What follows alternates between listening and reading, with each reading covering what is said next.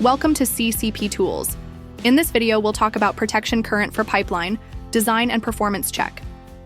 Let's get started. Design. The first step in designing a cathodic protection system is determining the protection current.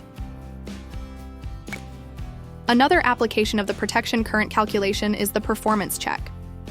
Compare the actual value of the protection current with the design value to ensure they are within the same range. If they are not, it could indicate current leakage and interference and/or higher than expected coating damage.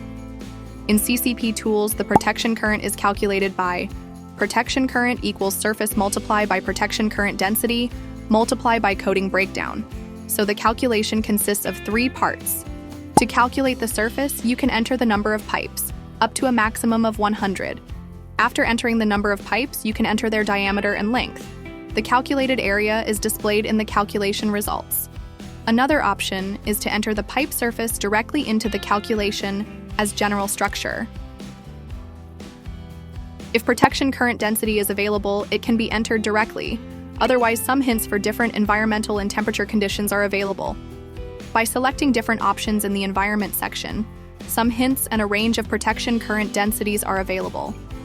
The temperature effect correction factor is calculated based on different scenarios and applied in the final calculation. Be careful not to apply the temperature twice in both the protection current value and the temperature coefficient. If coating breakdown is available, it can be entered directly, otherwise it can be calculated based on coating type and design life. Press the Calculate button to obtain the calculated values. Depending on the input values, the calculated parameters will be displayed. And that's it for this short overview video. Thanks for watching.